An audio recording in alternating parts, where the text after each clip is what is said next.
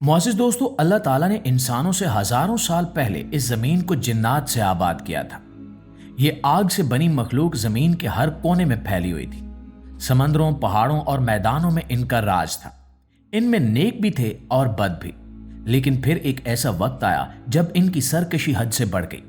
انہوں نے زمین پر خون بہایا اور فساد مچایا، جس کے نتیجے میں اللہ نے فرشتوں کا لشکر بھیجا، جنہوں نے ان سرکش جنات کو مار بھگایا اور زمین کو پاک کیا۔ انہی جنات میں ایک جن ایسا تھا جو اپنی عبادت اور زہد کی وجہ سے فرشتوں کے ساتھ رہنے کا شرف پا چکا تھا۔ اس کا نام ابلیس تھا۔ اسے لگتا تھا کہ وہ کائنات کی سب سے بہترین مخلوق ہے، لیکن یہ خوش فہمی اس دن خاک میں مل گئی جب اللہ نے مٹی کے ایک پتلے میں اپنی روح پھونکی اور آدم علیہ السلام کو تخلیق کیا۔ یہ وہ لمحہ تھا جب حسد کی پہلی چنگاری بھڑکی۔ ابلیس نے آدم کو سجدہ کرنے سے انکار کر دیا اور تکبر میں آ کر کہا کہ میں آگ سے ہوں اور یہ مٹی سے، میں اس سے بہتر ہوں۔ بس یہی وہ لمحہ تھا جہاں سے ایک ایسی دشمنی کا آغاز ہوا جو قیامت تک چلنے والی تھی۔ ناظرین گرامی، آدم علیہ السلام اور اماں حوا کے زمین پر آنے کے بعد انسانی نسل کا آغاز ہوا، لیکن ابلیس اپنی قسم نہیں بھولا تھا۔ آدم علیہ السلام کے بعد نبوت اور رہنمائی کا تاج ان کے بیٹے حضرت شیس علیہ السلام کے سر پر رکھا گیا۔ یہ ایک نیک اور پرہیزگار نبی تھے جنہوں نے انسانوں کو اللہ کا راستہ دکھایا۔ کہا جاتا ہے کہ ان پر 50 صحیفے نازل ہوئے جن میں زندگی گزارنے کے تمام اصول موجود تھے۔ حضرت شیس کی نسل تو نیکی کے راستے پر چلتی رہی، لیکن دوسری طرف قابیل کی نسل تھی، وہ بیٹا جس نے حسد میں آ کر اپنے ہی بھائی کا خون کر دیا۔ اس کی اولاد اللہ کے راستے سے بھٹک چکی تھی۔ وہ لہو و لعب، ناچ گانے اور برائیوں میں ڈوبے ہوئے تھے، اور یہی وہ لوگ تھے جو ابلیس کا سب سے آسان شکار بنے۔ ابلیس نے انسانی شکل اختیار کر کے قابیل کی قوم میں قدم رکھا۔ اس نے انہیں نئے نئے ساز بنانا سکھائے، آگ کی پوجا کی طرف راغب کیا اور بے حیائی کو عام کر دیا۔ وہ دھیرے دھیرے ان کے ذہنوں کو زہر آلود کرتا رہا، یہاں تک کہ وہ لوگ نیکی اور بدی کا فرق ہی بھول گئے۔ لیکن دوسری طرف حضرت شیس علیہ السلام کی نسل میں ایسے بہادر اور ایماندار لوگ پیدا ہو رہے تھے جو اللہ کے دین پر قائم تھے۔ وقت گزرتا گیا، نسلیں بڑھتی گئیں، اور پھر وہ دور آیا جس کا ذکر تاریخ کی قدیم کتابوں میں ملتا ہے۔ یہ دور تھا حضرت شیس علیہ السلام کے پڑپوتے جن کا نام تھا محلائل۔ محلائل کوئی عام انسان نہیں تھے، وہ ایک عظیم بادشاہ، ایک زبردست جنگجو اور ایک صاحب حکمت انسان تھے۔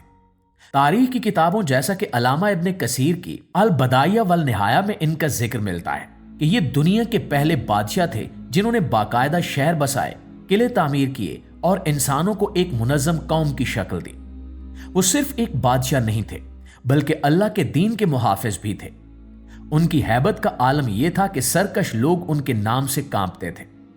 ابلیس جو صدیوں سے انسانوں کو گمراہ کرنے میں لگا تھا، اس نے دیکھا کہ محلائل کی وجہ سے نیکی پھیل رہی ہے اور ابلیس کا اثر کم ہو رہا ہے۔ یہ دیکھ کر وہ تلملا اٹھا۔ اب اسے لگا کہ صرف وسوسوں اور بہکانے سے کام نہیں چلے گا، اسے اب کچھ بڑا کرنا ہوگا، کچھ ایسا جو اس سے پہلے کبھی نہیں ہوا تھا۔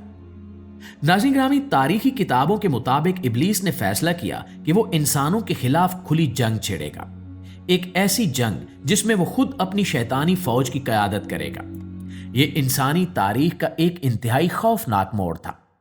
ابلیس نے اپنے چیلوں، شیاطین اور غیلان کو اکٹھا کرنا شروع کر دیا۔ اس نے ایک ایسا لشکر تیار کیا جو نہ صرف تعداد میں بے شمار تھا بلکہ انتہائی خوفناک بھی تھا۔ ان کا مقصد صرف محلائل کی حکومت کو گرانا نہیں تھا بلکہ زمین سے ان تمام لوگوں کا خاتمہ کرنا تھا جو اللہ کی عبادت کرتے تھے۔ جب محلائل کو اس بڑھتے ہوئے خطرے کا احساس ہوا تو وہ نہیں ڈرے، کیونکہ وہ جانتے تھے کہ حق ہمیشہ باطل پر بھاری ہوتا ہے۔ انہوں نے اپنی قوم کو اکٹھا کیا اور ایک عظیم فوج تیار کی۔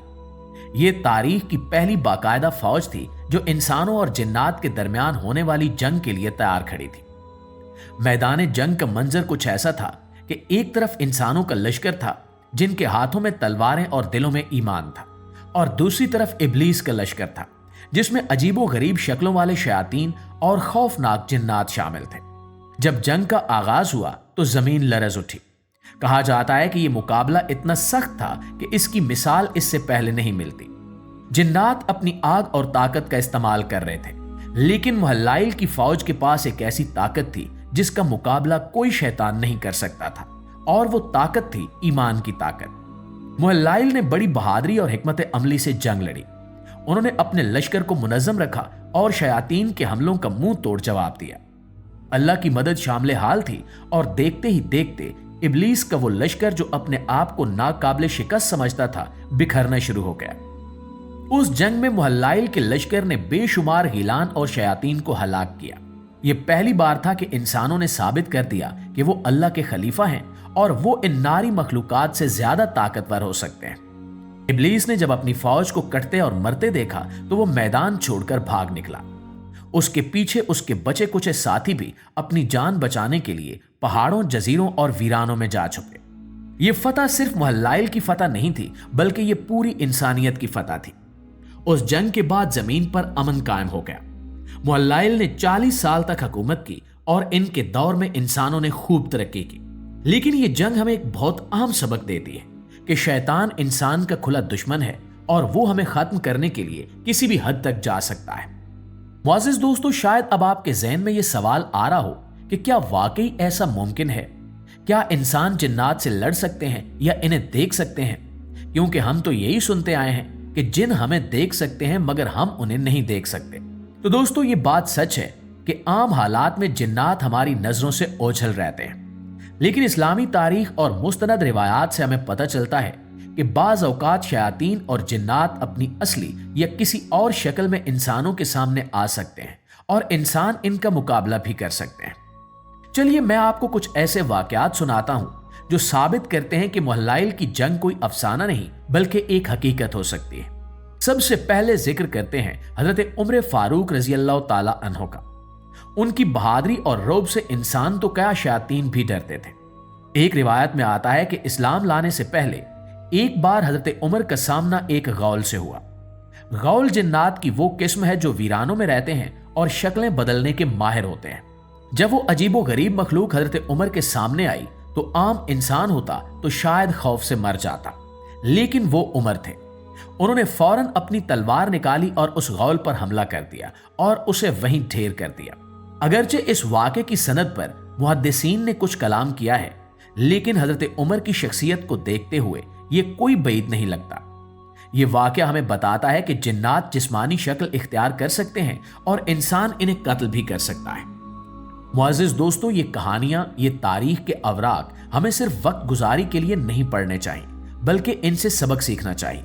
हमें याद रखना चाहिए कि हमारा दुश्मन बहुत पुराना और मक्कार है, लेकिन हमारा रब इससे कहीं ज्यादा ताकतवर है। अगर हम अल्लाह का दामन थामे रखें तो जैसे मुहल्लाइल ने इब्लीस के लश्कर को शिकस्त दी, हम भी अपनी जिंदगी में शैतान के हर वार को नाकाम बना सकते हैं। जी तो प्यारे दोस्तों, ये थी हमारी आज की वीडियो, और इस वीडियो के हवाले से आप दोस्तों की राय क्या कहती है कमेंट सेक्शन में हमें जरूर बताइएगा। वीडियो अच्छी लगी, आपका ईमान ताजा हुआ है तो वीडियो को लाइक और शेयर करके हमारी हौसला अफजाई जरूर कीजिएगा। इंशाल्लाह आपकी खिदमत में हाजिर होते हैं एक नई वीडियो के साथ। तब तक अपना ढेर सारा ख्याल रखिए। अल्लाह निगहबान।